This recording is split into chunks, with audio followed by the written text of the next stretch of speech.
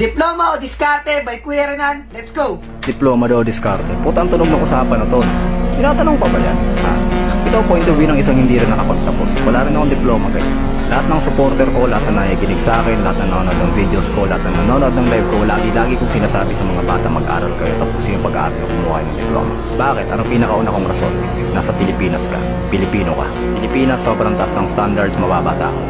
Tama. Pilipinas, sobrang taas ng standards, pero ang baba ng sahod. Let's go, tuloy natin. Mag-a-apply ka ng kayar sa mall, dapat college graduate. Na-imagine yan kung gaano kahirap ang buhay ng walang tinapos sa Pilipinas. Pangalawa, madalas respeto sa ng tao nakadepende kung ano tinapos mo. Pag wala kang tinapos, wala sa mga respeto. Tama. Kayo kung gusto niyo maranasan yan. Pangatlo, di ko maintindihan itong mga motivational speaker na to na nagsasabi, huwag na kayo mag-aral, diskarte na lang kayo. Mas importante yung diskarte kaysa diploma. Tapos wala silang diploma. So saan sila kumukuha ng comparison? Paano nila nasasabi na mas okay yung diskarte sa diploma kung hindi nga nila naranasan na magka-diploma? Galing!